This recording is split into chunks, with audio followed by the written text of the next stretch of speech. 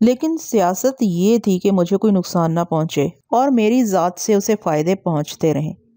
بقول رومانا وہ مجھے براہ راست نہیں چھیڑ رہا تھا، میری ساتھی رومانا کو اعلی کار بنا رہا تھا تاکہ میں ہندوستان میں رسونتی تک پہنچوں اور وہ میرے ذریعے رسونتی تک پہنچ جائے۔ ایک سوال یہ ہے کہ اجنبی مہربان کو یہ اطلاع کیسے ملی کہ ہندوستان میں رسونتی کے رشتہ داروں کو نظر بند رکھا گیا ہے؟ نظر بندی کے خاص اور اہم راز کو صرف وہاں کی سرکار جانتی تھی۔ چونکہ اس دیس میں ریڈ پاور کا اثر ہے، اس لیے ماسک مین وہاں کے سرکاری راز کو جانتا ہے۔ ماسک مین جانتا ہے کہ رسونتی اپنے ماں باپ اور بہن کی رہائی کے لیے وہاں پہنچے گی تو سونیا اسے 1000 پردوں میں چھپا کر رکھے گی، لہٰذا فرحاد کو بھی وہاں پہنچایا جائے۔ ماسک مین وہاں بھی فرحاد کا اجنبی میزبان اور دوست بن کر معلومات حاصل کرتا رہے گا۔ کہیں نہ کہیں تو دونوں ٹیلی پیتھی جاننے والوں کی ملاقات ہوگی۔ جب بھی وہ کسی ایک مقام پر یکجا ہوں گے، انہیں گونگے اور بہرے شکنجوں میں جکڑ لیا جائے گا۔ موجودہ حالات کا اس طرح تجزیہ کرنے سے وہ اجنبی میزبان یقین کی حد تک ماسک مین نظر آ رہا تھا۔ وہ بڑی محبت اور خوبصورتی سے مجھے ٹریپ کر رہا تھا۔ ایک بات اور سمجھ میں آئی، اس نے مجھے اپنے بنگلے میں میزبان بنا کر چیانگ پلازا کی عمارت سے دور رکھا تھا تاکہ ریڈ پاور کو دوبارہ اس عمارت کا قبضہ آسانی سے مل جائے۔ انہوں نے 2-4 دھماکے وہاں کیے، سپر ماسٹر کے آدمیوں کو وہاں سے بھگایا اور اب وہ پھر وہاں کے مالک تھے۔ اسی نے مجھے اطلاع دی تھی کہ چیانگ پلازا میں میری پسند مونا خطرے میں ہے اور میں نے مونو کو وہاں سے ہٹا دیا تھا، یعنی وہ ماسک مین میرے آس پاس رہنے والے ساتھیوں سے فائدہ اٹھا رہا تھا۔ وہاں ملایا میں میری ساتھی رومانا رہی، مونا رہی اور واندے کا خیال آتے ہی میں نے اس سے دماغی رابطہ قائم کیا۔ پھر ایک دم سے دل دکھنے لگا۔ اس کا دماغ موت کی تاریکیوں میں گم ہو چکا تھا۔ وہ اچانک کیسے مر گیا؟ وہ تو اچھا خاصا صحت مند تھا، اپنے بیوی بچوں کے ساتھ وقت گزار رہا تھا۔ چند سیکنڈ کے لیے میرے اندر ماتمی سکوت طاری رہا۔ اس کے بیوی بچوں کے ذہن تک نہیں پہنچ سکتا تھا کیونکہ کبھی ان سے رابطہ نہیں رہا تھا۔ ملایا میں ریڈ پاور کا ایک اہم شخص میری سوچ کے شکنجے میں آ سکتا تھا، وہ تھا چیانگ شیکا۔ میں اس کے دماغ میں پہنچ گیا۔ وہ جہاں پہنچا ہوا تھا اس کی توقع میں نہیں کر سکتا تھا۔ وہ کم بات ملایا کے جنگل میں رومانا کے ساتھ سفر کر رہا تھا۔ ریڈ پاور کی جو ٹیم رومانا کو کوالالمپور اور بھی ہندوستان پہنچانے والی تھی، چیانگ شیکا اس ٹیم کا لیڈر تھا۔ وہ جنگل کے کچے راستے پر جیپ ڈرائیو کر رہا تھا۔ اس کے ساتھ والی سیٹ پر رومانا بیٹھی تھی اور پیچھے مسلح جوان بیٹھے ہوئے تھے۔ چیانگ شیکا شراب و شباب کا رسیا تھا، اس لیے رومانا کے حسن و شباب کے متعلق للچا کر سوچ رہا تھا۔ ماسک مین کے حکم کے مطابق رومانا کو ہاتھ لگانے اور اس کے مزاج کے خلاف کوئی بات بولنے کی ممانعت تھی، اس لیے اپنے دل پر جبر کر رہا تھا۔ میں نے رومانا کو مخاطب کیا، ہیلو رومانا، یہ چیانگ شیکا تمہارا ہم سفر بن گیا ہے۔ ہاں، ابھی تمہارے متعلق بکواس کر رہا تھا۔ کیا کہہ رہا تھا؟ کہہ رہا تھا تم سے مقابلہ کرنے کی حسرت ہے، اگر تم ٹیلیپیتھی کا ہتھیار استعمال نہ کرو تو وہ اپنے دونوں ہاتھوں سے تمہارا بھرتا بنا کر رکھ دے گا۔ میں اسے اپنی حسرت پوری کرنے کا موقع دوں گا۔ ایک بری خبر سنو، بیچارہ واندے مر گیا ہے۔ وہ افسوس کرتے ہوئے بولی، او God, may he be in پیس۔ کیسے مر گیا؟ کیسے مر گیا؟ یہی تو معلوم کرنے کے لیے میں چیانگ شیکا کے دماغ میں پہنچا تو اس کے ساتھ تم نظر آ گئی۔ میرا خیال ہے وہ بیچارہ ریڈ پاور کے ہاتھوں مارا گیا ہے۔ ٹھہرو، میں معلوم کرتی ہوں۔ یہ کہہ کر اس نے چیانگ شیکا کو مخاطب کیا، تم میرے علاوہ فرحاد کے اور کتنے ساتھیوں کو دیکھ چکے ہو؟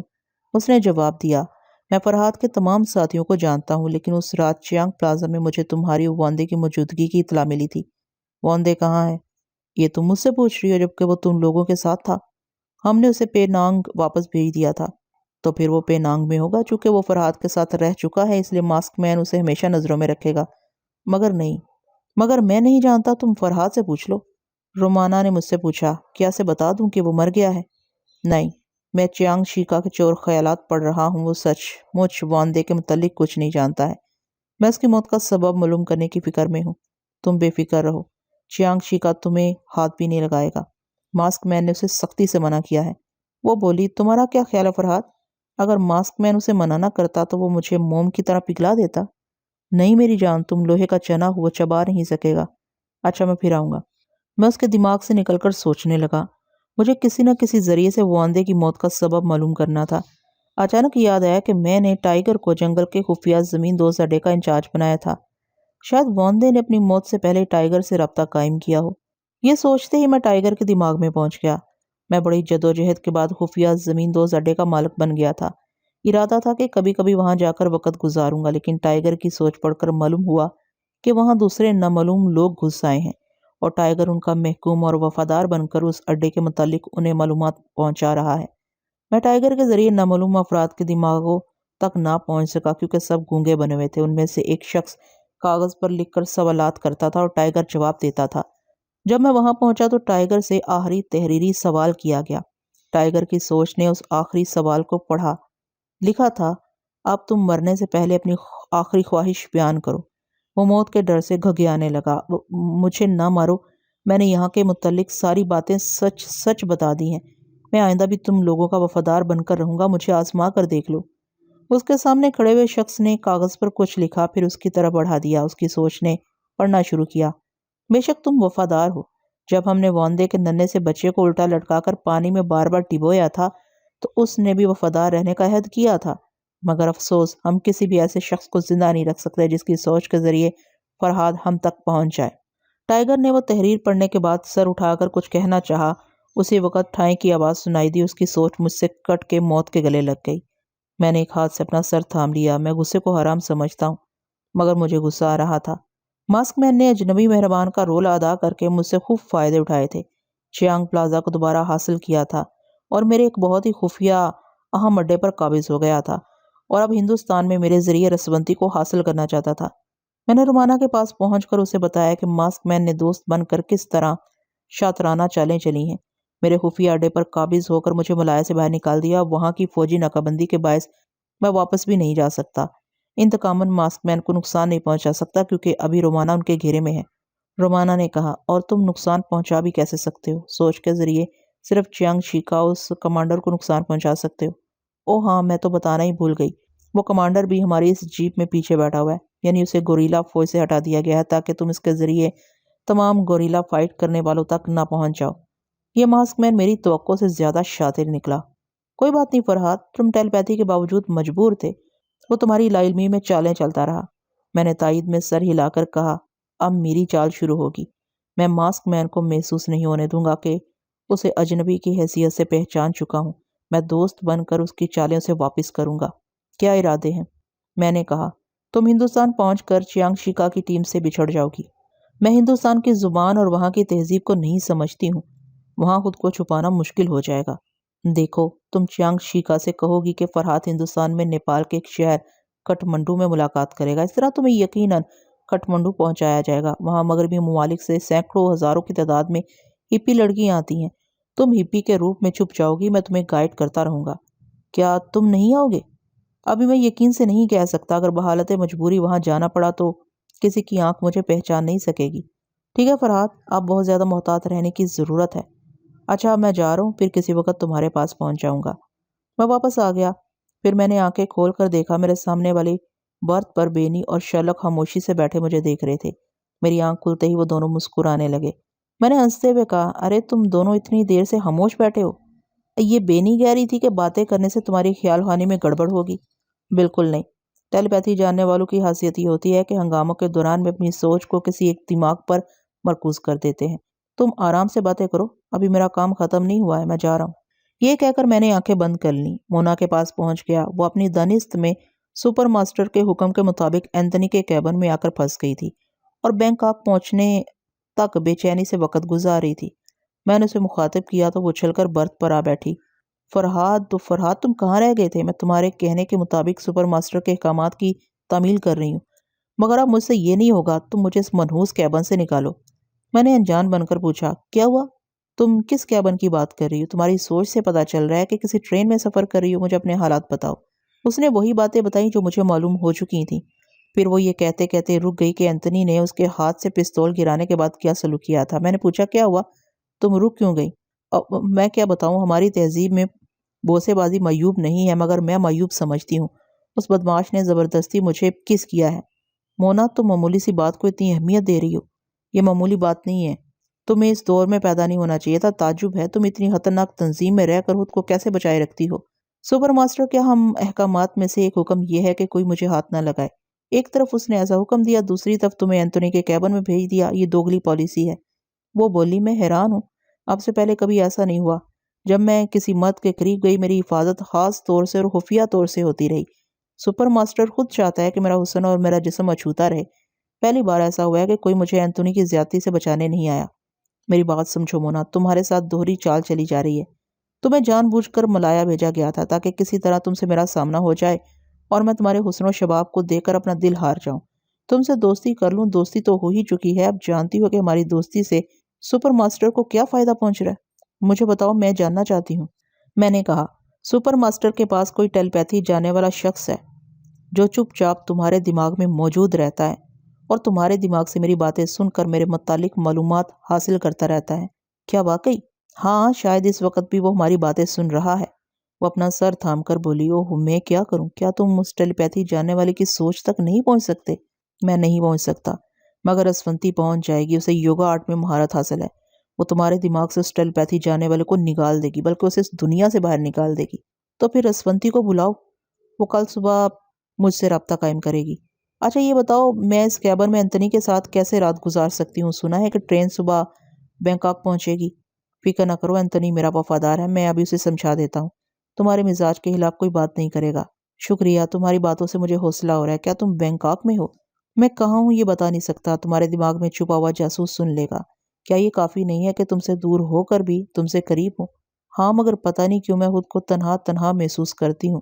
تم آتے ہو تو لگتا ہے جیسے ساری دنیا میرے ساتھ ہے۔ کسی بھی عورت کے ایسے احساسات صرف اپنے مرد کے لیے ہوتے ہیں۔ تم غور کرو، میں جا رہا ہوں۔ میری بات سن کر اسے خیال آیا کہ اس نے اپنے احساسات بتا کر داستگی میں اپنے دل کی بات کہہ دی ہے۔ وہ ایک دم سے جھینپ کر گھبرانے لگی۔ گھبراہٹ اس بات کی تھی کہ وہ اپنے ضبط اور اختیار کے باوجود بے اختیار میری طرف جھکی جا رہی تھی۔ پھر وہ سنبھل کر بولی، تم میرے احساسات کو غلط رنگ دے رہے ہو۔ میں عام عورتوں کے انداز میں تمہارے متعلق نہ سوچتی ہوں، نہ کبھی سوچوں گی۔ سن رہے ہو نا؟ میں خاموش رہا۔ اس نے بار بار آواز دی۔ پھر اسے یقین ہو گیا کہ میں جا چکا ہوں۔ وہ ایک گہری سانس لیتی ہوئی برتھ پر لیٹ گئی، سوچنے لگی کہ میرے متعلق نہیں سوچے گی، ورنہ میں اچانک اس کے دماغ میں پہنچ کر اس کے خیالات پڑھ لوں گا۔ اس وقت اس کی سوچیں کچھ ایسی ہی تھیں۔ میں بینکاک پہنچ کر سپر ماسٹر سے شکایت کروں گی کہ مجھے اینتھونی کے رحم و کرم پر چھوڑ دیا گیا تھا۔ چور خیالات یہ تھے، وہاں بینکاک میں فرحاد سے ملاقات ہو سکتی ہے۔ وہ ذہن کو جھٹک کر سوچنے لگی، مجھے سپر ماسٹر کے متعلق سوچنا چاہیے۔ چور خیالات۔ فرحاد نے بتایا ہے کہ سپر ماسٹر کا جاسوس میرے دماغ کو پڑھتا رہتا ہے۔ یقیناً اس جاسوس نے سپر ماسٹر کو بتایا ہوگا کہ میں فرحاد کے لیے کام کر رہی ہوں، اس کی دوست بن گئی ہوں۔ ہائے، اس کی دوستی سے کیا اعزازی فخر حاصل ہوتا ہے۔ ساری دنیا کو ایک پلڑے پر رکھو، اس کی دوستی کو دوسرے پلڑے پر، تو اس کی دوستانہ شخصیت دل کا پلڑا جھک جاتا ہے۔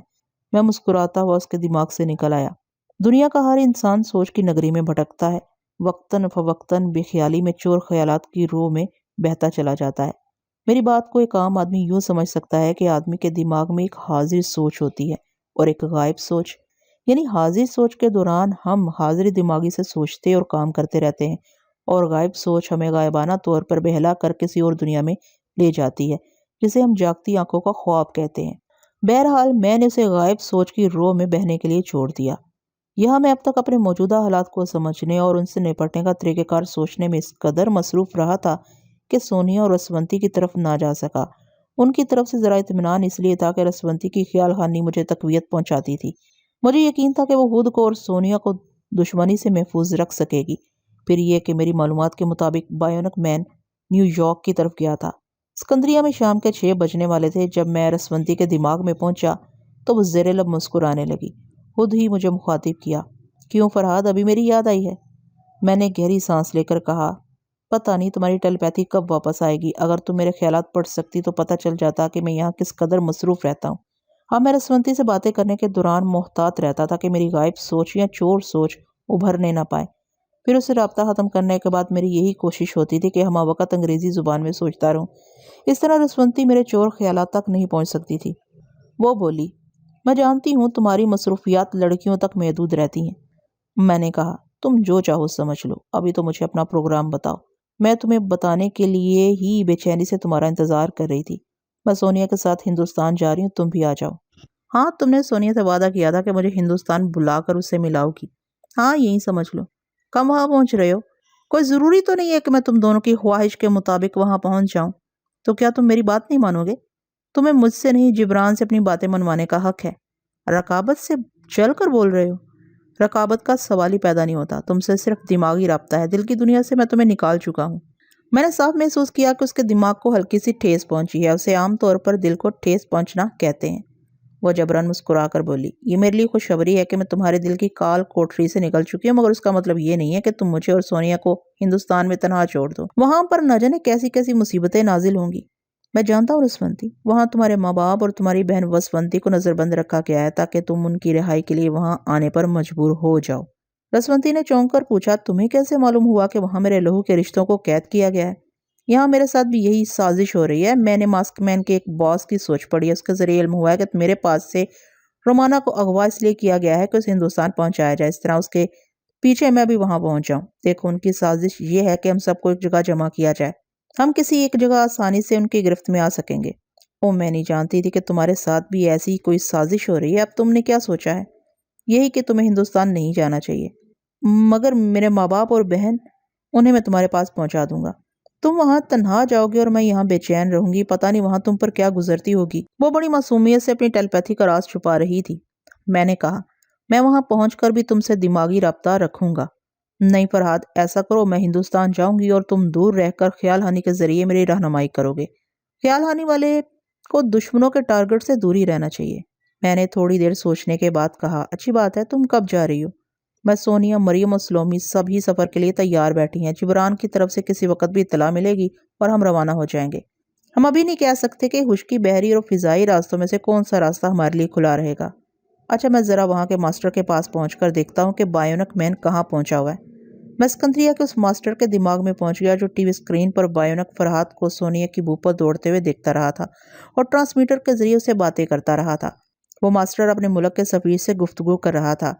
جناب، مجھے یہ بتایا جائے کہ بائیونک فرحاد کا رابطہ ہم سے کیوں توڑ دیا گیا؟ جہاں تک ہمارا خیال ہے، ہم نے کوئی غلطی نہیں کی ہے۔ سفیر نے کہا، غلطی ہو چکی ہے۔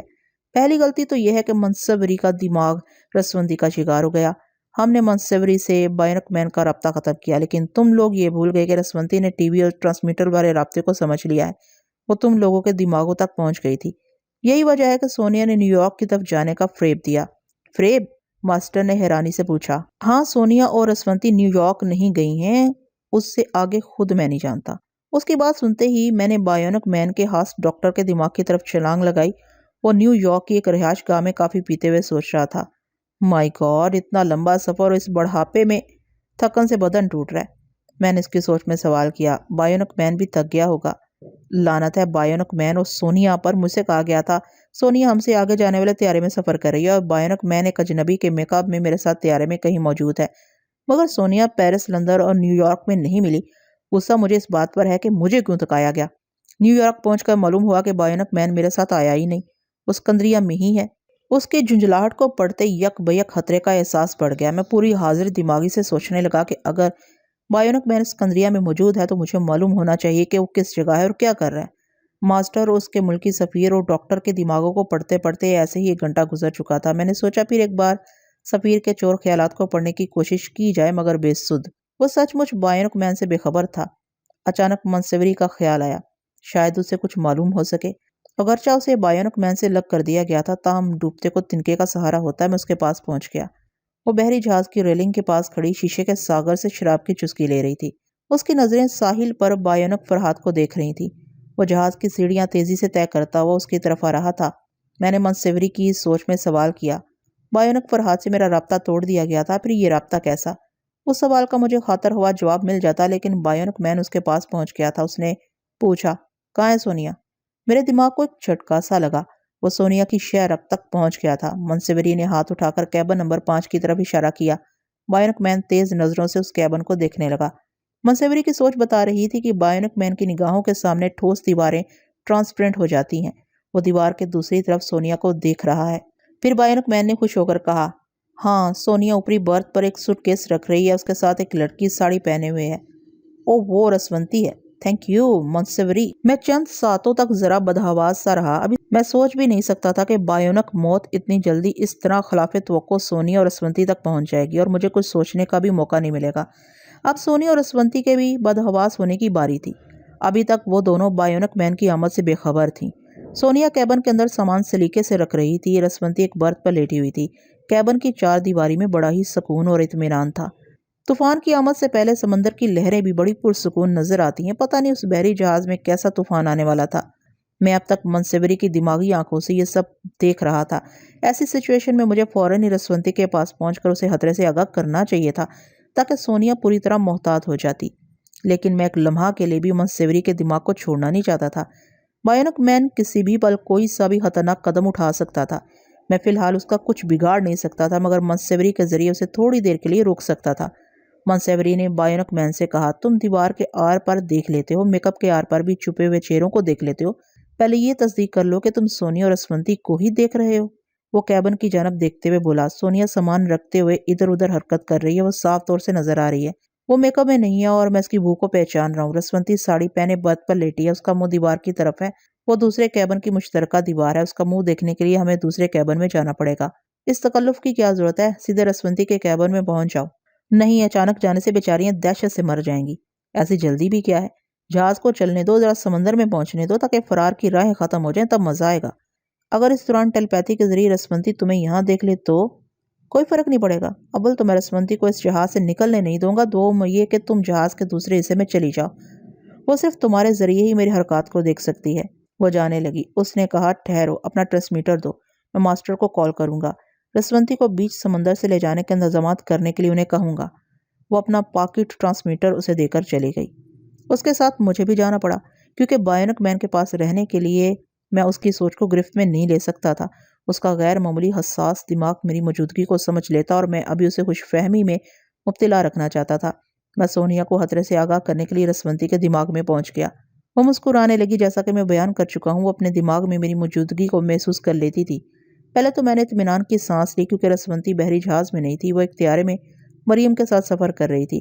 اس دوران اس نے چپکے میری سوچ پڑھی ہوگی، مگر کچھ سمجھ نہ سکی ہوگی، اس لیے اب میں ہمہ وقت انگریزی زبان میں سوچتا تھا۔ جب سے اپنا وطن چھوڑا تھا، انگریزی بولنے سے ہی ضابطہ پڑتا رہتا تھا۔ دن رات یہ زبان بولتے بولتے اسی زبان میں سوچنے کا عادی ہو گیا تھا۔ اس عادت سے اب فائدہ پہنچ رہا تھا۔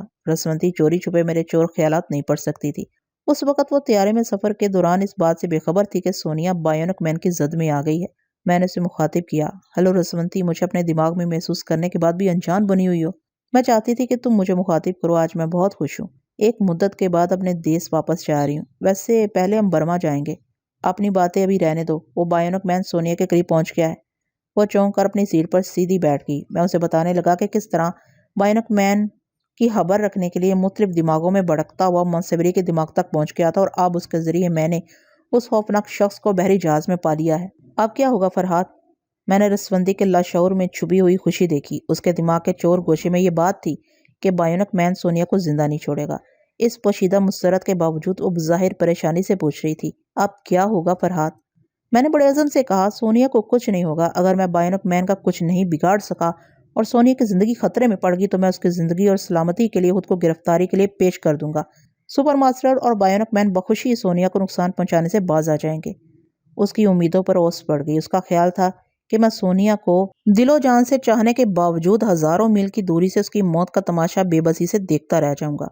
اپنی صلاحیتوں کے باوجود سونیا کو بچا نہیں سکوں گا۔ وہ بولی، فرحات، بے شک تم جسے چاہتے ہو اس کے لیے اپنی زندگی کو بھی داؤ پر لگا دیتے ہو، مگر یہ تمہارے پیار کی دیوانگی حماقت کہلائے گی۔ میں نے کہا، میں ہزار کارنامے دکھاؤں اور جان چھڑکنے والی ایک محبوبہ کو نہ بچا سکوں تو میری ساری زندگی کی جدوجہد بے مقصد بے معنی ہو جائے گی۔ فرحات، تم ذہین ہو، سمجھ سکتے ہو کہ سپر ماسٹر یہی چاہتا ہے، سونیا کو خطرے میں ڈال کر تمہیں سامنے آنے کی دعوت دینے والا ہے۔ میں اس کی خواہش پوری کروں گا۔ وہ چڑھ کر بولی، سونیا پر مرنا چاہتے ہو؟ میرے پاس وقت ضائع کر رہے ہو، جاؤ اس کے پاس، ابھی تھوڑی دیر تک وہ محفوظ رہے گی۔ میں تم سے پوچھنا چاہتا ہوں، اگر تمہاری کوئی عزیز ہستی سونیا کی طرح مصیبت میں مبتلا ہوتی تو کیا تم اسی طرح خاموش بیٹھی رہتی؟ میں تم سے امداد کی التجا کرتی۔ کیا میرے عزیز رشتہ دار ہندوستان میں مصیبتیں نہیں جھیل رہے ہیں؟ کیا میں نے تم سے مدد نہیں مانگی ہے؟ تم درست کہہ رہی ہو، تم مجبور ہو۔ اگر تمہاری ٹیلیپیتھی بحال رہتی تو تم شاید بائیونک مین کے مقفل دماغ کو جھٹکے پہنچا سکتی تھی۔ میری معلومات کے مطابق تم یوگا کے علم کی جس انتہا کو پہنچی ہو، وہاں سے بائیونک مین کے دماغ کی چولیں ہلا سکتی ہو۔ تمہاری معلومات درست ہیں، کاش یوگا کی وہی مہارت مجھ میں ہوتی، مگر بنیادی بات یہ ہے کہ میرا دماغ خیال خانی کے قابل نہیں رہا ہے۔ کوئی بات نہیں، تم اپنی جگہ مجبور ہو اور میں اپنی وفا سے مجبور ہوں۔ خود کو داؤ پر لگانے جا رہا ہوں۔ یہ کہہ کر میں اس کے دماغ سے نکل آیا۔ اب وہ خود ہی سوچے گی کہ میں سونیا کے لیے سپر ماسٹر کے سامنے بازی ہارنے والا ہوں، اور فیصلہ کرے گی کہ میری چاہت اور حفاظت کی خاطر وہ سونیا کی مدد کرے گی یا نہیں۔ میں سونیا کے پاس پہنچ گیا۔ اس کے ساتھ ساڑی پہنی ہوئی دوشیزہ سلومی تھی۔ سونیا اسے برتھ پر سے اٹھنے کے لیے کہہ رہی تھی اور وہ جواباً کہہ رہی تھی ساڑی پہن کر لیٹے رہنے کو جی چاہتا ہے، پتہ نہیں یہ انڈین عورتیں ساڑی پہن کر کس طرح چلتی پھرتی ہیں، میرے لیے تو جہاز کی سیڑھیاں چڑھنا دشوار ہو گیا تھا۔ سونیا نے کہا جہاز اب چلنے لگا ہے، چاہو تو ساڑی اتار دو، ہمارا پیچھا کرنے والے کتوں میں سے کسی نے تمہیں دیکھا ہوگا تو تمہیں رسونتی سمجھ کر جہاز میں آ چکا ہوگا، اگر کسی نے نہیں دیکھا تو اب یہ بہروپ ضروری نہیں رہا۔ سلومی ساڑی اتارتی ہوئی بولی رسونتی نے ابھی تک دماغی رابطہ قائم نہیں کیا، خدا کرے وہ بخیریت ہو۔ میں نے رسونتی کے لہجے میں کہا سلومی میں بخیریت مریم کے ساتھ سفر کر رہی ہوں۔ سلومی چونک کر بولی سونیا رسونتی بول رہی ہے۔ میں نے سونیا سے کہا سونیا بہت بری خبر سنا رہی ہوں، وہ بائنوک مین تمہارے جہاز میں پہنچ گیا ہے۔ وہ بے یقینی سے بولی ہیں یہاں کیسے پہنچ سکتا ہے؟ تم نے تو کہا تھا کہ وہ اپنے چارٹر طیارے میں میری بو کا تعاقب کرتا ہوا امریکہ کی طرف گیا ہے۔ ہاں صرف یہی نہیں، اسکندریہ کا ماسٹر اور سفیر بھی یہی سمجھ رہے تھے۔ دراصل جس طرح ہم انہیں فریب دے رہے تھے اسی طرح سپر ماسٹر ہمیں فریب دیتا آ رہا ہے۔ بائنوک مین اسکندریہ میں ہی ہمیں تلاش کر رہا تھا، اتفاق سے منصوری نے تمہیں اور سلومی کو بحری جہاز میں دیکھ کر اپنے بائنوک فرہاد کو وہاں بلا لیا ہے۔ سونیا کے تیور بدل گئے، یوں کہنا چاہیے کہ تیور بگڑ گئے۔ شیر کے بچے کبھی خوف کھانے کا سبق نہیں سیکھتے۔ سونیا نے بھی شاید کسی شیرنی کا دودھ پیا تھا، خوف کی ہلکی سی لہر بھی اسے چھو کر نہیں گزری، جبکہ بائنوک مین جیسا غیر معمولی مشینی انسان اس کی موت بن کر آ گیا تھا۔ وہ اب تک ناقابل شکست بنی رہی مگر اب شکست لازمی تھی۔ زندگی کے کسی نہ کسی موڑ پر موت آخری فیصلے کے لیے آ کھڑی ہو جاتی ہے۔ سونیا کی زندگی کا وہ آخری موڑ اور آخری فیصلے کی گھڑی آ گئی تھی، مگر وہ دانت پیس کر سوچ رہی تھی الو کا پٹھا، میں فرہاد کی آغوش میں پہنچنے ہندوستان جا رہی ہوں اور وہ اتنی جلدی مرنے کے لیے میرے پاس آ گیا ہے۔ میں نے رسونتی کے لہجے میں پوچھا تم کیا کر سکو گی سونیا؟ میں نہیں جانتی کہ میں کیا کر سکوں گی، بس اتنا جانتی ہوں کہ اپنے فرہاد تک ضرور پہنچوں گی۔ رسونتی مجھے نہیں معلوم کہ تم کتنی دیانتداری سے میرے کام آ سکتی ہو۔ یاد کرو ایک بار میں نے اور رومانا نے تمہیں سپر ماسٹر کی قید میں جانے سے بچایا تھا، اس احسان کا بدلہ میں یہ چاہتی ہوں کہ تم میری مدد کرو یا نہ کرو، لیکن جب بائنوک مین سے میرا ٹکراؤ شروع ہو جائے تو ایسے وقت میرے دماغ سے نہ کھیلنا۔ ایک بار مجھے فرہاد سے مل لینے دو، پھر تم اپنا انتقام لیتی رہنا۔ کیسی باتیں کرتی ہو سونیا؟ مجھے انتقام لینا ہوتا تو خیال ہانے کی صلاحیت بحال ہوتے ہی تمہیں مار ڈالتی۔ یقین کرو میں تمہارے لیے بہت پریشان ہوں، میں بتا چکی ہوں کہ وہ بائنوک شیطان اپنے دماغ تک پہنچنے کا موقع نہیں دیتا ہے، صرف ایک منصوری ایسی ہے جس کے ذریعے میں اس مشینی انسان کی حرکتوں کو سمجھ رہی ہوں۔ سونیا نے پوچھا اس وقت وہ کہاں ہے؟ آدھا گھنٹہ پہلے جہاز کے انٹرنس کے پاس تھا، میں پھر اسے دیکھنے جا رہی ہوں۔ وہ تمہیں کیبن کی دیوار کے پار دیکھ چکا ہے، سلومی کو بھی میک اپ کے پیچھے دیکھ کر سمجھ لے گا کہ وہ رسونتی نہیں ہے۔ جب وہ جہاز کھلے سمندر میں پہنچ جائے گا تو تمہارے سامنے آ کر رسونتی کا یعنی میرا مطالبہ کرے گا۔ اچھا میں کیبن سے باہر نکلوں گی، ٹھہرو، آدھ گھنٹے بعد نکلنا، اس منصوبے کے ساتھ کہ جہاز میں زیادہ مرد عورتوں سے ملو گی اور ان سے باتیں کروں گی۔ میں وہاں کے تمام لوگوں کے دماغوں تک پہنچنا چاہتی ہوں، ان میں سے کوئی بھی میرا اہم اہلکار بن سکتا ہے۔ میں سمجھ گئی، تمہارا شکریہ رسونتی۔ اچھا میں جا رہی ہوں۔ یہ کہہ کر میں منصوری کے پاس پہنچ گیا۔ وہ عجیب سی زبان میں کچھ سوچ رہی تھی، شاید وہ افریقہ کے کسی جنگلی قبیلے کی زبان ہوگی۔ میں اس کے دماغ میں بائنوک فرہاد کا تصور لے کر گیا تو وہ مسکرانے لگی۔ اچانک ہی وہ انگریزی زبان میں سوچنے لگی ہاؤ سویٹ اینڈ ڈائنامک ہی از، وہ کتنا شیریں اور کیسا دھماکہ خیز مرد ہے۔ وہ باتھ روم میں آئینے کے سامنے لباس بدلتے بدلتے رک گئی، اپنے سیاہ فام شبابی بدن کو دیکھنے لگی، سوچنے لگی کہ مجھے فخر ہے وہ میرا مرد ہے۔ میں نے اس کی سوچ میں کہا وہ کم بخت سونیا اور رسونتی نہ ہوتی تو اس وقت وہ میرے کیبن میں ہوتا۔ ایک ہائے کے ساتھ اس نے تصور میں دیکھا کہ وہ بائنوک فرہاد کی آغوش میں پہنچ گئی ہے۔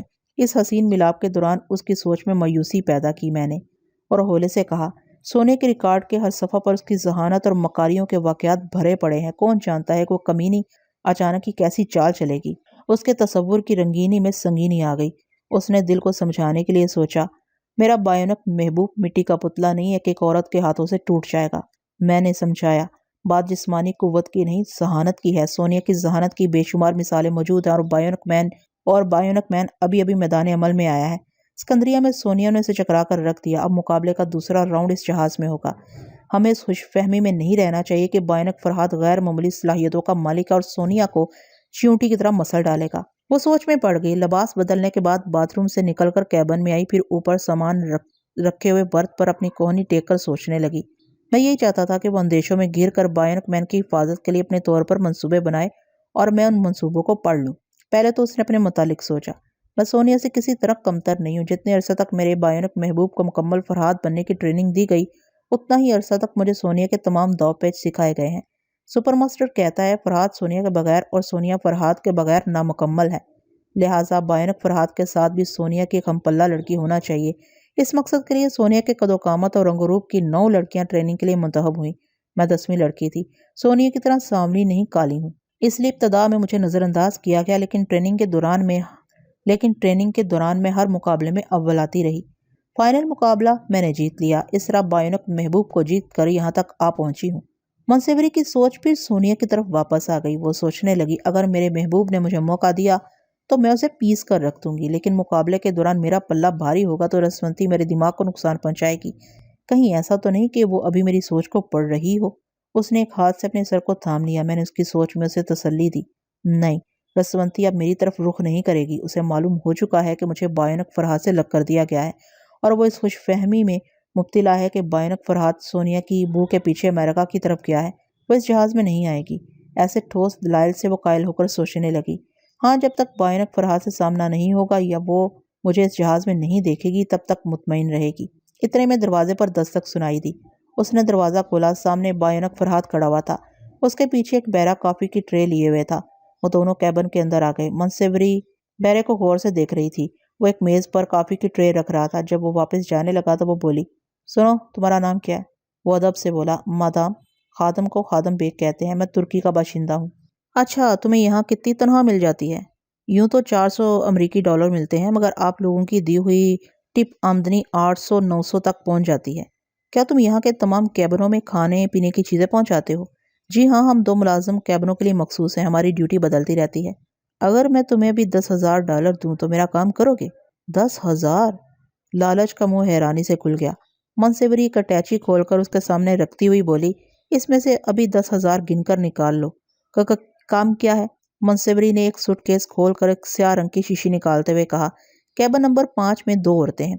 جب بھی ان کے کھانے کی چیزیں لے جاؤ، ان چیزوں میں چٹکی سفوف اس شیشی سے نکال کر ملا دیا کرو۔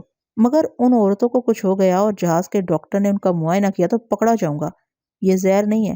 ڈاکٹر کبھی اس نتیجے پر نہیں پہنچ سکے گا کہ کھانے کی چیز میں کوئی چیز ملا کر دی گئی ہے۔ تم خود سوچو، تم پھنسو گے تو ہم بھی پھنسیں گے، اور ہم اتنے احمق نہیں ہیں کہ پھنسنے کا کوئی کام کریں۔ خادم بیگ راضی ہو گیا۔ اس نے 10,000 کے نوٹ گن کر شیشی لی، ان سب کو ایک بڑے سے رومال میں چھپایا، پھر کیبن سے چلا گیا۔ اس کے جانے کے بعد بائنک مین نے پوچھا، کیا چکر چلا رہی ہو؟ میں نے تمہیں بتایا تھا کہ میری ماں وچ ڈاکٹر تھی۔ میرا باپ جنگل کی جڑی بوٹیوں سے مضر اثرات دوائیں تیار کرتا تھا۔ یہ سفوف جو میں نے خادم بیگ کو دیا ہے، اس کے استعمال سے سونیا اور رسونتی کے دماغ کمزور ہو جائیں گے۔ اس طرح وہ ہم پر ٹیلیپیتھی کا حملہ نہیں کر سکے گی۔ ہم پر نہیں، تم پر وہ میرا کچھ نہیں بگاڑ سکے گی۔ ویسے یہ احتیاطی تدابیر اچھی ہے۔ منصوری نے پوچھا، تم اچانک میرے کیبن میں کیسے آ گئے؟ وہ بولا، جہاز چل چکا ہے، وہ دونوں یہاں سے فرار نہیں ہو سکیں گی۔ پھر میں دیکھ رہا ہوں کہ رسونتی بہت مطمئن ہے۔ اگر اسے یہاں میری موجودگی کا علم ہوتا تو سونیا کو وہ ضرور بتاتی، اور سونیا کی فطرت ایسی ہے کہ ایسے حالات میں وہ کیبن کے اندر کبھی سکون سے نہ بیٹھتی۔ میں بھی یہی سوچ رہی ہوں۔ رسونتی مطمئن ہے کہ تم سونیا کی بو کا پیچھا کرتے ہوئے امریکہ گئے ہو۔ وہ مسکرا کر بولا، ہاں، جب تک وہ مطمئن ہے تب تک آؤ ہم بھی اطمینان کے خوبصورت لمحات گزار لیں۔ میں بیچارہ کل سے کوارا بھٹک رہا ہوں۔ اس نے اس کا ہاتھ تھام لیا۔ منصوری کا سیاہ چکنا ہاتھ اور سارا بدن ایسے چمک رہا تھا جیسے کالے جوتے کو پالش کے بعد چمکا دیا گیا ہو۔ بائنک فرحات اس کا تمنا ہی تھا، جبکہ کالا حسن میرے مزاج کے خلاف ہے۔ اسے ثابت ہو رہا تھا کہ وہ بائنک مین میری مکمل نقل ہونے کے باوجود بنیادی طور پر مزاجاً مجھ سے مختلف تھا، صرف ٹریننگ کے مطابق میری کامیاب نقل کر رہا تھا۔ اس بائنک فرحات کی اپنی ایک پیدائشی عادت، اپنی مادری زبان، اپنا لہجہ اور اپنی سوچ ہوگی۔ میں اسی کی بنیاد کو کریدنے والا تھا۔ منصوری کے دماغ میں یہ سوچ پیدا کی، میں دوہرے آدمی کی آغوش میں ہوں۔ یہ بیک وقت فرحات بھی ہے، اور فرحات کے روپ کے پیچھے میں نے سوچ ادھوری چھوڑ دی۔ وہ آپ ہی آپ سوچنے لگی، ہاں، اس روپ کے پیچھے دوسری شخصیت ہے، لیکن سپر ماسٹر نے سختی سے منع کیا ہے کہ اس شخصیت کا ذکر کبھی زبان پر نہ آئے، اور نہ ہی اپنے اصل لہجے میں کبھی بات کی جائے۔ میں نے کہا، مگر میں چاہتی ہوں کہ دونوں روپ سامنے آئیں، ایک ٹکٹ میں 2 کھیل کا لطف آئے گا۔ وہ گہری سنجیدگی سے سوچنے لگی، ہاں، میں سوچتی ہوں کہ فرحات کی شخصیت سے متاثر ہوں یا اپنے محبوب کی اصل شخصیت سے۔ جو شخصیت چھپی رہے اس کے لیے تجسس پیدا ہوتا ہے۔ میں چاہتی ہوں کہ وہ اپنی چھپی ہوئی شخصیت کو آشکار کرے۔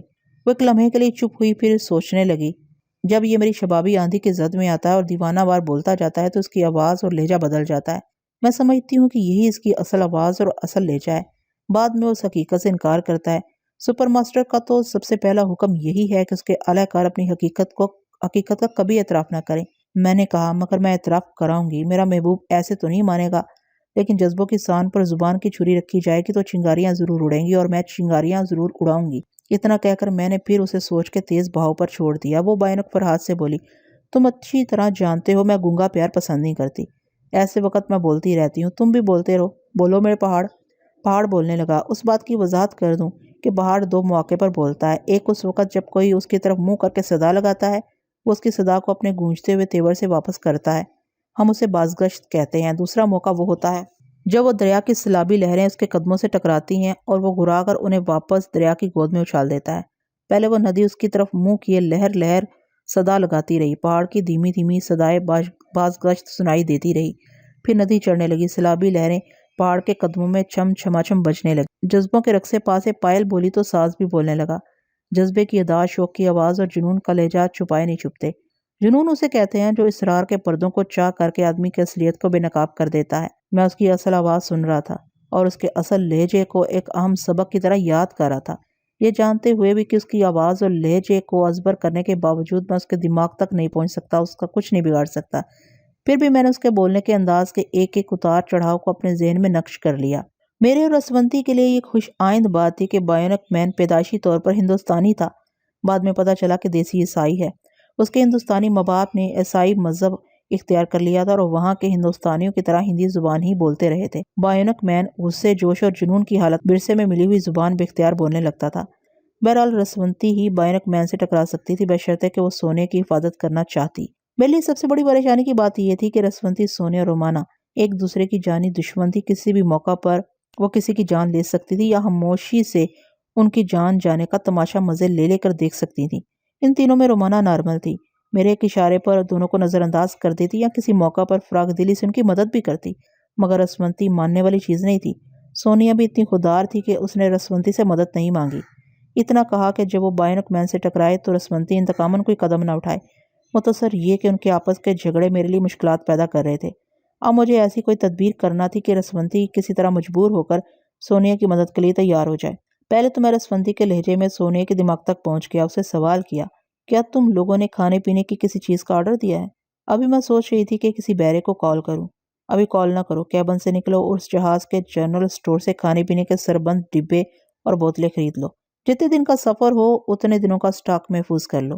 وہ سلومی کے ساتھ شاپنگ کے لیے نکل گئی۔ میں نے اسے بتایا کہ بائنک مین ابھی منسیوری کے ساتھ کیبن میں وقت گزارا ہے، جس نے ایک بہرے خادم بیگ کے ذریعے ان کے کھانوں میں ایسی دوا ملا کر انہیں کھلانے کا بندوبست کیا ہے جسے کھانے کے بعد سونیا اور سلومی کے دماغ کمزور ہو جائیں گے۔ سونیا نے کہا، رسونتی اگر ایسے موقع پر فرہاد ہوتا تو وہ ان کی چال ان پر الٹ دیتا، کیا تم خادم بیگ کے ذریعے ان کی دوا انہیں استعمال نہیں کرا سکتی؟ میں موقع کی طاق میں ہوں، ایسا ہی کروں گی، مگر ابھی تمہیں احتیاطاً کھانے کا فاضل اسٹاک اپنے پاس رکھنا چاہیے۔ تم دکھاوے کے لیے کیبن میں کھانے کا آرڈر کبھی کبھی دے دینا، جب وہ کھانا آئے تو چپکے سے اسے ضائع کر دینا۔ دشمنوں کو خوش فہمی میں مبتلا رکھو، کبھی تازہ کھانے کا دل چاہے تو اس وقت ڈائننگ ہال میں جانا جب میں تمہارے دماغ میں موجود رہوں گی۔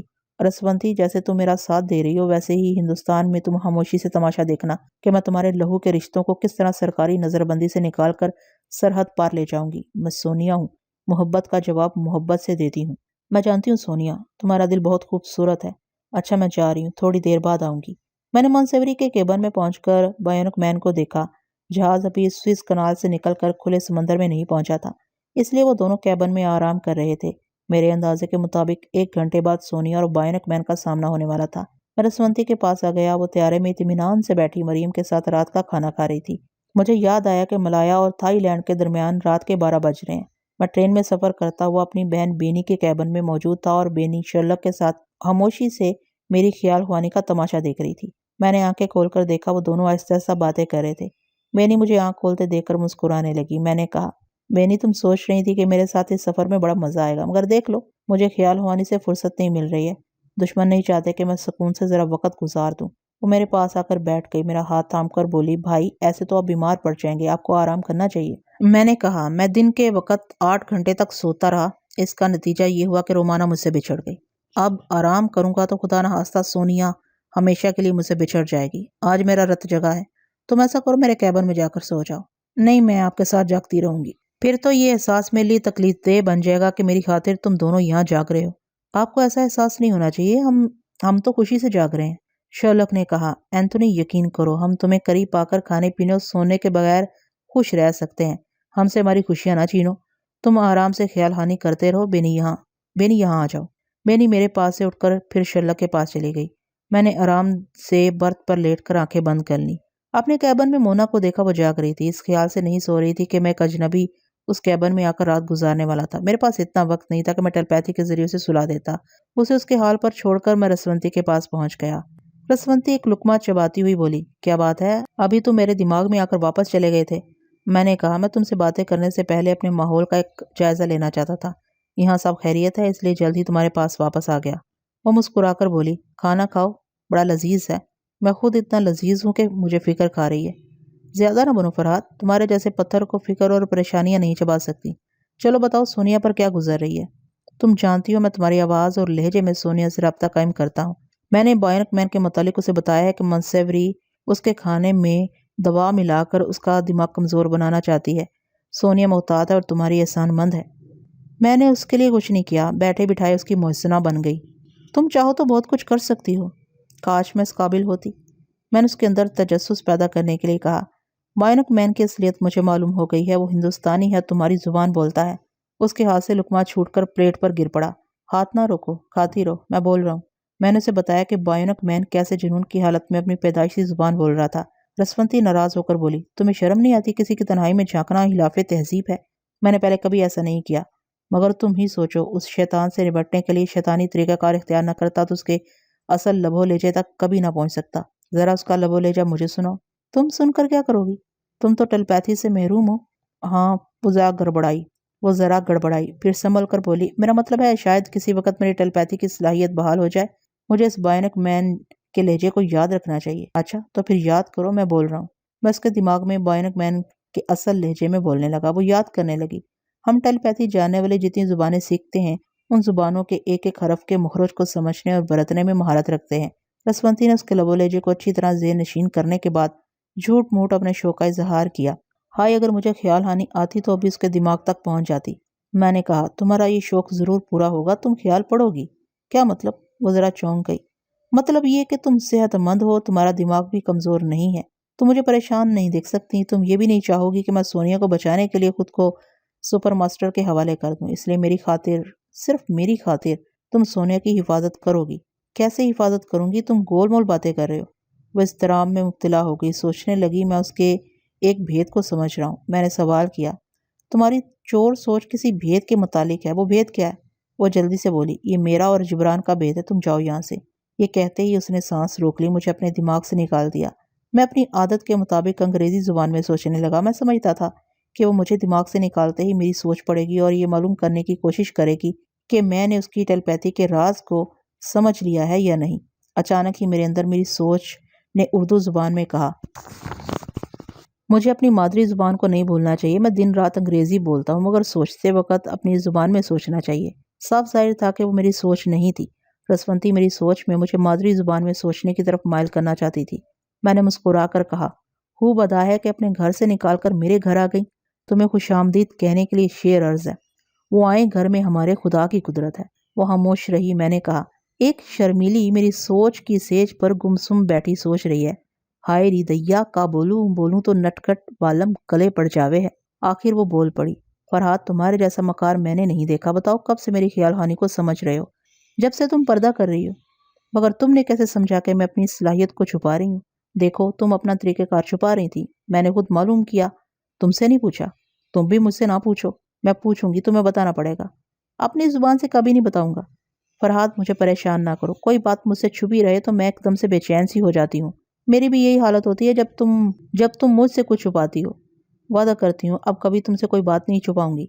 तुम्हारे वादे में कितनी सच्चाई है? तुम्हें कैसे यकीन आएगा? मैंने मुस्कुरा कर कहा, जो तुम्हें दिलो जान की तरह अजीज है उसकी कसम खाकर कहो कि तुम अब भी कुछ नहीं छुपा रही हो। उसकी तरफ से जवाब नहीं मिला। शायद वो चुप रहकर मेरे चोर ख्याल को पढ़ना चाहती थी।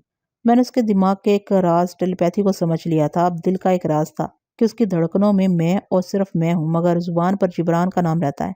ये एक राज अभी तक उसने छुपा रखा था और चुप रहकर मालूम करना चाहती थी कि कहीं मैं उसके दिल की चोर धड़कनों को तो नहीं समझ गया हूँ। लेकिन मैं उसके चुप होते ही आदतन अंग्रेजी जुबान में सोचने लगा था। وہ جھلا کر بولی، تم اس زبان میں نہ سوچا کرو، کیوں میرے اندر تجسس کی آگ بھڑکا رہے ہو؟ میں نے کہا، تم نے اپنے عزیز جان کی قسم نہیں کھائی۔ اگر میں اس کے دماغ میں ہوتا تو اس کی ہچکچاہٹ کو سمجھ لیتا۔ چند لمحوں کے بعد وہ جھوٹ بولی، جمشید جبران مجھے سب سے زیادہ عزیز ہے، میں اس کی قسم کھا کر کہتی ہوں کہ تم سے کچھ نہیں چھپا رہی ہوں۔ میں نے اجنبی زبان میں سوچا، کنواری لڑکیاں خصوصاً محبت کے معاملے میں رسونتی کی طرح شرمانے والی لڑکیاں اپنے دل کے خفیہ خانے میں بڑے جتن سے اپنے محبوب کو چھپا کر رکھتی ہیں، اپنے محبوب کے سامنے بھی محبت کا بھید نہیں کھولتی۔ اس لیے میں نے رسونتی کو جھوٹی نہیں کہا، کیونکہ اس کے جھوٹ کے پیچھے میرا ہی پیار چھپا ہوا تھا۔ میں نے کہا، مجھے تمہاری قسم پر یقین ہے، تو پھر بتاؤ کہ کب سے میری خیال ہانی کو سمجھ رہے ہو؟ کیسے؟ کل رات تم گہری نیند سو رہی تھی، تمہیں کچھ یاد ہے؟ وہ کچھ سوچ کر بولی، ہاں، صبح اٹھنے کے بعد مجھے ایسا لگا جیسے میں سوئی نہیں بلکہ مر گئی تھی۔ مجھے موت کی طرح گہری نیند پہلے کبھی نہیں آئی، بعد میں حساب کیا تو معلوم ہوا میں 9 گھنٹے تک سوتی رہی تھی۔ تم بھول رہی ہو، بیماری کے دوران تم کبھی 2 دن کبھی 1 دن بے سدھ ہو کر سوتی رہی ہو۔ بیماری کی بات اور ہے، اب تو میں صحت مند ہوں، تم ڈاکٹر نہیں ہو۔ تمہاری کل کی نیند بتا رہی ہے کہ جسمانی طور پر تو تم ٹھیک ہو، مگر دماغ میں اب بھی ایسی کمزوریاں ہیں جنہیں تم سمجھ نہیں سکتی۔ میں تمہاری رگ رگ کو پہچانتی ہوں، تم اس لیے اتنی گھما پھرا کر باتیں کر رہی ہو کہ میں تمہاری کسی چال کو نہ سمجھ سکوں۔ میں اچھی طرح سمجھ گئی ہوں کہ تم نے سونیا وغیرہ کے ذریعے مجھے کسی طرح خواب آور دوا کھلائی ہوگی۔ واہ، کیا سمجھداری ہے، مجھ پر الزام لگانے کے پیسے نہیں لگتے، اور 2-4 الزامات عائد کر دو۔ تم سچ نہیں بولو گے؟ ایسا ہی سوال میں کرتا ہوں، کیا میری سچائی کو نہیں سمجھو گی؟ سچائی تو تمہیں چھو کر نہیں گزری۔ میرا خیال ہے جب سے تم پیدا ہوئے ہو جھوٹ ہی بولتے آ رہے ہو۔ یہ کھسیانی باتیں ہیں، تم نے سمجھ لیا ہے کہ تمہاری گہری نیند کے دوران میں نے تمہارے جھوٹ سچ کو اچھی طرح قرید لیا ہے۔ تمہارے دھڑکتے ہوئے دل کا جو خوبصورت فیصلہ میرے دل میں دھڑک رہا ہے، اس سے تم انکار نہیں کر سکو گی، اس لیے جھگڑا شروع کر رہی ہو۔ بکواس مت کرو، نیند سے بھرا ہوا دماغ غلط فیصلہ کرتا ہے۔ میں ہوش و حواس میں رہ کر تم سے نفرت کرتی ہوں۔ نفرت بھی اپنوں سے کی جاتی ہے۔ دیکھو، میں ابھی تمہاری کھوپڑی میں زلزلے پیدا کر دوں گی۔ مجھے غصہ نہ دلاؤ، میرے دماغ کا کباڑا کر کے تمہارا غصہ دور ہو سکتا ہے تو سر تسلیم خم جو مزاج یار میں آئے۔ سنو فرحات، اب میں اپنی نیند کو دماغ کے کنٹرول میں رکھوں گی۔ آئندہ تم کبھی میرے دماغ تک نہیں پہنچ سکو، اور جاگتے رہنے کے دوران بھی میں تمہیں اجازت نہیں دوں گی کہ سوچ کے ذریعے گفتگو کرو۔ اب میں ہمیشہ کے لیے تم سے رابطہ ختم کر رہی ہوں۔ رسونتی، غصہ تھوک دو، سونیا کی زندگی خطرے میں ہے۔ اس چڑیل کو بینک مین کے ہاتھوں ہی مرنا چاہیے۔ تمہاری تمام چاہنے والیوں کو سسک سسک کر مرنا چاہیے۔ اپنے آپ کو بددعا نہ دو۔ اس کا غصہ انتہا کو پہنچ گیا، کیونکہ میرے دماغ کو ہلکا سا جھٹکا پہنچا تھا۔ جیسے عورت اپنے مرد کو پیار سے اور نخرے سے جاؤ میں نہیں بولتی کے انداز میں نازک ہاتھوں سے مارتی ہے، اسی طرح اس نے ٹیلیپیتھی کے ہاتھوں سے نازک سا جھٹکا پہنچایا۔ میری آنکھ کھل گئی۔ میں ایک برتھ پر لیٹا ہوا تھا، دوسری برتھ پر شرلک اور بینی باتوں میں مصروف تھے۔ انہوں نے مجھے نہیں دیکھا، میں نے جلدی سے آنکھیں بند کر لیں۔ رسونتی کی سوچ نے کہا، مجھے مجبور نہ کرو کہ ان جھٹکوں میں شدت آ جائے۔ میں نے گہری سنجیدگی سے کہا، اگر تم نے محبت سے ایسا کیا ہے تو میں محبت سے برداشت کر رہا ہوں، اور اگر یہ تمہارا چیلنج ہے تو فرحات کسی کا چیلنج برداشت نہیں کرتا۔ اپنے الفاظ واپس لو یا پھر میرے دماغ سے نکل جاؤ۔ ہاں، میں جا رہی ہوں، کبھی واپس نہ آنے کے لیے۔ گیٹ آؤٹ، میں نے ناگواری سے کہا۔ شاید وہ چلی گئی۔ میرے دماغ میں خاموشی رہی، میرا موڈ خراب ہو گیا۔ ایک تو میں سونیا کے لیے فکر مند تھا، بائنک موت کا راستہ کاٹنے کی کوئی تدبیر سمجھ میں نہیں آ رہی تھی۔ رسونتی سے امید تھی کہ وہ کچھ کر گزرے گی، لیکن اس کے غرور کو ٹھیس پہنچی تھی کہ میں اس کے دماغ کے خفیہ خانے میں کیوں پہنچ گیا۔ یہ کوئی ایسی بات نہیں تھی، میں اسے سمجھا منا لیتا۔ محبت سے عورت سر پر چڑھے تو میں چڑھا لیتا ہوں، مگر چیلنج کرے تو میں اس کی برتری برداشت نہیں کر سکتا۔ اصل بات یہ تھی کہ بحری جہاز میں سونیا اپنی زندگی کے آخری لمحات گزار رہی تھی۔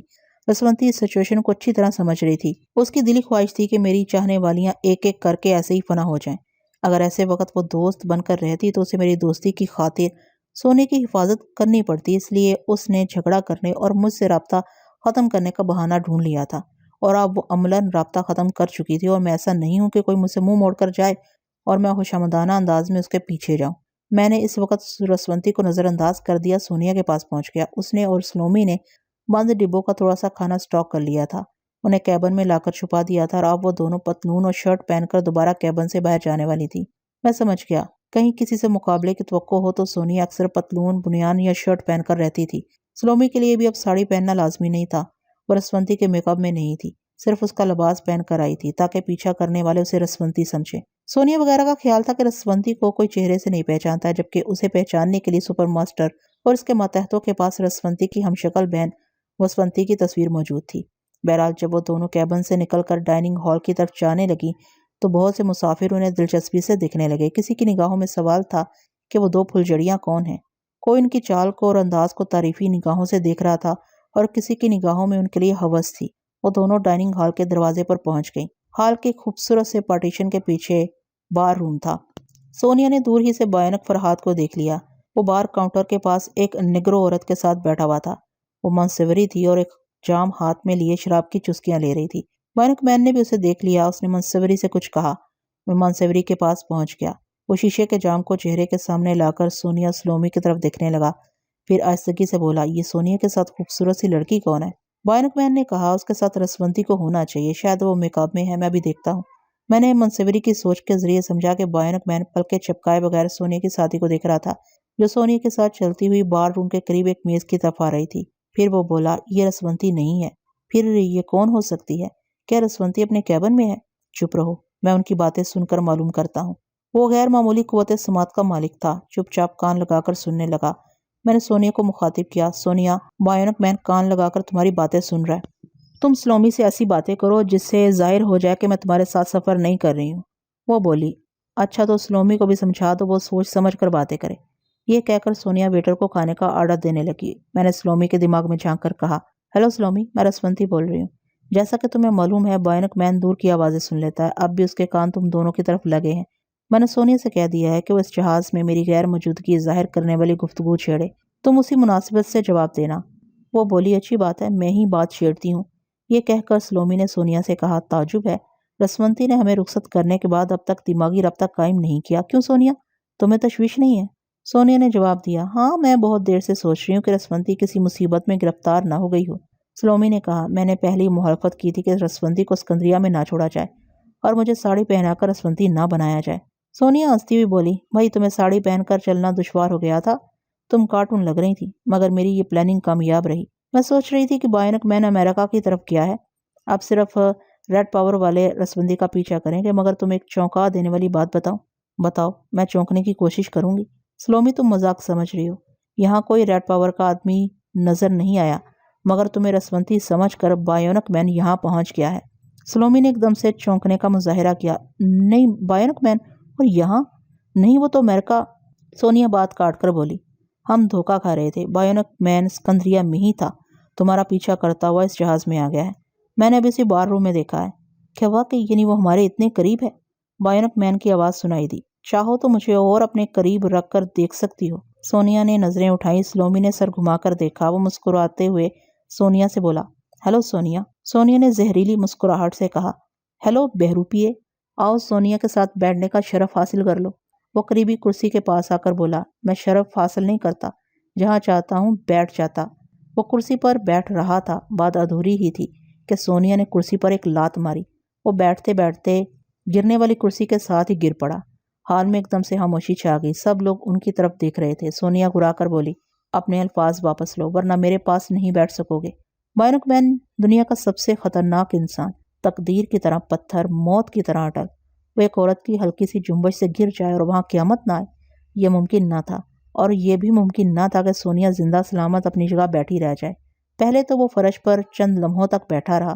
ادھر ادھر دور و نزدیک کتنے ہی مردوں اور عورتوں کے ہنسنے کی آوازیں آئیں۔ وہ کہے جلتی پر تیل چھڑکنا چاہتے تھے۔ ان چند لمحوں میں منصوری بار روم سے دوڑتی ہوئی آئی۔ وہ سونیا پر چھپٹنا چاہتی تھی، مگر ایک دم سے رک گئی۔ بھیانک مین نے اسے ڈانٹ کر رکنے کے لیے کہا تھا۔ وہ غصے سے چیخ کر بولی، یو فرحات، کیا ہو گیا تمہیں؟ کیا اپنی توہین کا احساس نہیں ہو رہا ہے؟ وہ فرش پر سے اٹھتے ہوئے اپنے کپڑے جھاڑتے ہوئے ادھر ادھر ہنسنے والوں کو دیکھنے لگا۔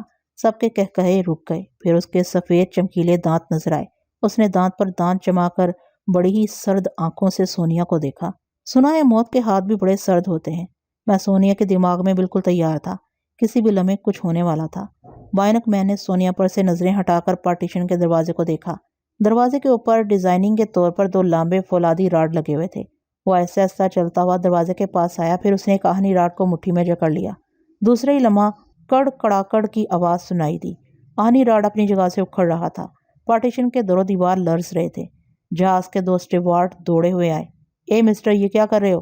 منصوری اچھل کر دونوں اسٹیوارڈ کے سامنے آ گئی۔ رک جاؤ، میرے آدمی سے دور رہو، یہاں جو بھی توڑ پھوڑ ہوگی ہم تمہاری منہ مانگی رقم سے اس نقصان کی تلافی کریں گے۔ اتنی دیر میں بھیانک مین وہ آہنی راڈ لے کر سونیا کے سامنے پہنچ گیا۔ سونیا پر تولنے کے لیے بالکل تیار تھی۔ راڈ کا ایک سرا بھیانک مین کے ہاتھ میں تھا، دوسرے سرے کو وہ سونیا کے چہرے کے سامنے آہستہ آہستہ دائیں بائیں لہرا رہا تھا۔ سونیا محتاط انداز میں حساب لگا رہی تھی کہ راڈ کا وہ سرا کدھر سے منہ پر پڑنا چاہیے تھا اور وہ کدھر جھکائی دے گی۔ پھر اچانک ہی سونیا نے اس راڈ کو لپک کر مضبوطی سے تھام لیا۔ خلاف توقع بائنک مین نے راڈ کو چھوڑ دیا۔ اسے دنستہ سونیا کے حوالے کرتے ہوئے بولا، یہ سنہرا موقع ہے، اپنی سلامتی کے لیے مجھ پر حملہ کرو۔ سونیا نے کہا، کوئی ضروری نہیں ہے کہ میں حملہ کروں۔ وہ سرد لہجے میں بولا، جو موت کو بھگا نہیں سکتے موت انہیں زندگی سے بھگا دیتی ہے۔ واہنی راڈ کو ایک طرف پھینکتی ہوئی بولی، جب موت بن کر آؤ گے تو دیکھا جائے گا۔ دیکھو سونیا، تم نے اپنی شرارت سے مجھے گرا کر میری انسلٹ کی ہے۔ میں جواباً تمہارا کچومر نکال سکتا ہوں، لیکن اپنی طاقت، اپنی مردانگی ثابت کرنے کے اور بھی طریقے ہیں۔ میں ان ہنسنے والوں کو یہ دکھانا چاہتا ہوں کہ فرہاد عورتوں پر ہاتھ نہیں اٹھاتا۔ فرہاد عورتوں کے مزاج کے خلاف کوئی بات بھی نہیں کرتا، جبکہ تم جبراً میرے پاس بیٹھنے کا دعویٰ کر رہے تھے۔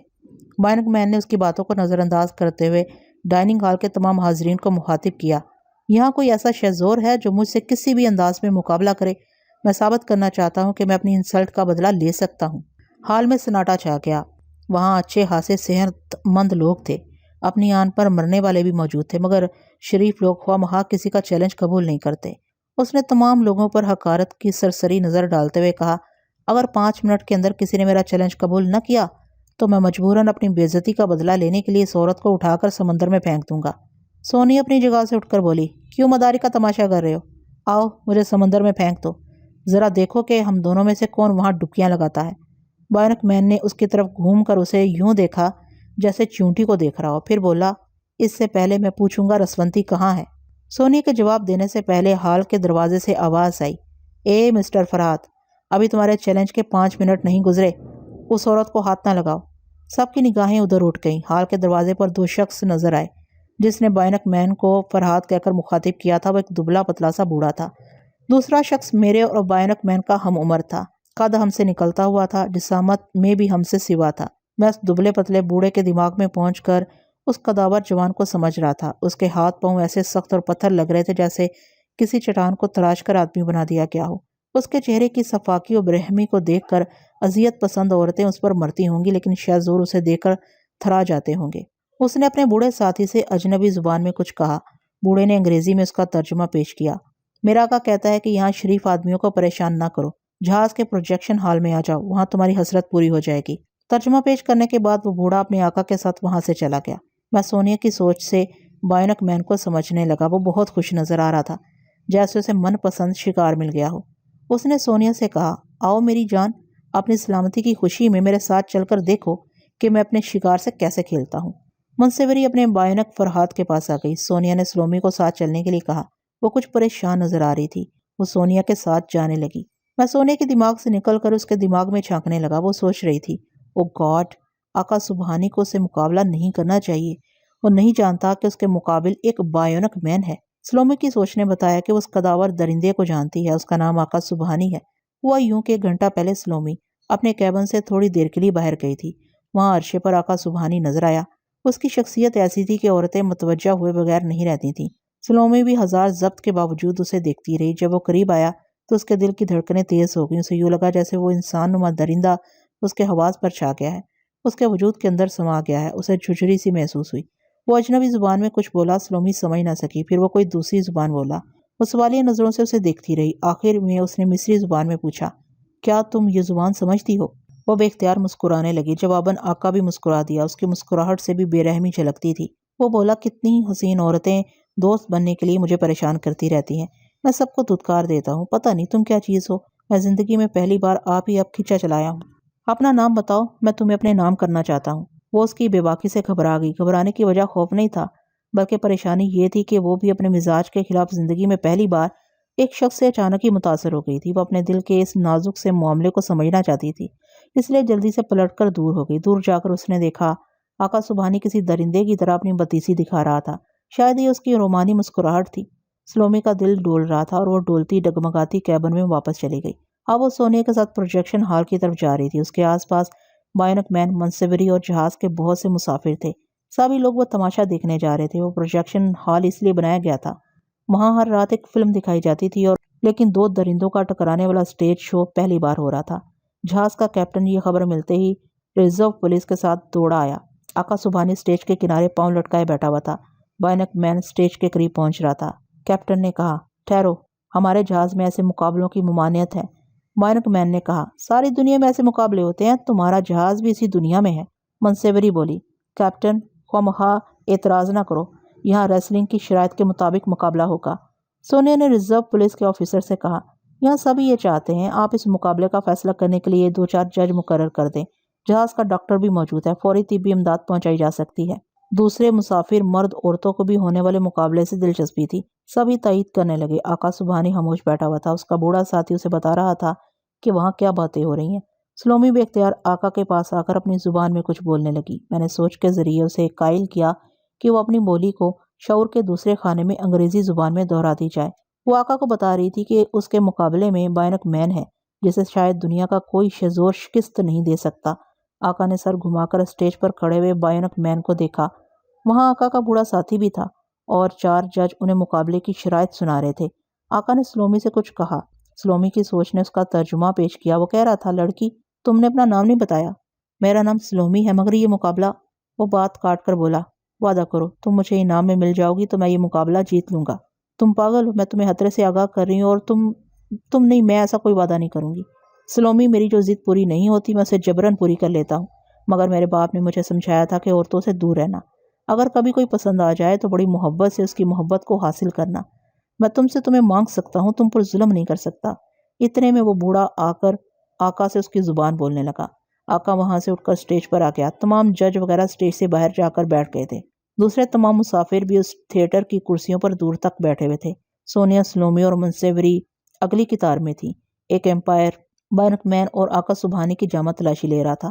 دونوں کے پاس کوئی ہتھیار نہیں تھا، دونوں نہتے تھے۔ پھر امپائر اسٹیج کے ایک گوشے میں چلا گیا۔ دونوں شہزور ایک دوسرے کے مقابل تن کر کھڑے ہوئے تھے۔ میں سلومی کے دھڑکتے ہوئے دل اور اندیشوں بھری سوچ کے ذریعے اسٹیج کے حالات معلوم کر رہا تھا۔ وہ یقین کی حد تک سوچ رہی تھی کہ بائنک مین شرائط کی خلاف ورزی کرتے ہوئے آقا کو مار ڈالے گا۔ اسے قتل کی سزا سے بچانے کے لیے اس کی پشت پر ایک بہت بڑی تنظیم تھی۔ مقابلے کے ابتدائی لمحات بڑے سنسنی خیز تھے۔ بائنک مین مسکرا رہا تھا۔ آقا نے شاید مسکرانا کبھی سیکھا ہی نہیں تھا۔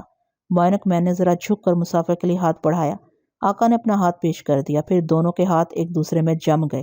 صاف پتہ چل رہا تھا کہ بائنک مین آقا کو اپنی طرف کھینچنے کے لیے رفتہ رفتہ اپنی قوت میں اضافہ کر رہا ہے۔ اسٹیج کے ایک طرف آقا کے بوڑھے ساتھی نے کھڑے ہو کر کمنٹری شروع کی۔ لیڈیز اینڈ جینٹلمین، میرا آقا گینڈے کی طرح طاقتور اور چیتے کی طرح پھرتیلا ہے۔ یہ آگے بڑھنے والے ہیوی ٹرک کو پیچھے سے پکڑ کر روک لیتا ہے۔ وہ بوڑھا یقیناً درست کہہ رہا ہوگا کیونکہ مجھے بائنک مین کی قوت کا اندازہ تھا۔ پتہ نہیں وہ کتنے ہارس پاور کا زور لگا کر آقا سبحانی کو اپنی طرف کھینچ رہا ہوگا، اور وہ تھا کہ اپنی جگہ قدم جمائے کھڑا تھا۔ اس کے سرخ ہونے والے چہرے سے ظاہر ہو رہا تھا کہ وہ بھی بائنک مین کی کوشش کو ناکام بنانے کے لیے اپنی قوت صرف کر رہا ہے۔ منسیوری اپنی جگہ سے اٹھ کر اسٹیج پر آئی اور بولنے لگی،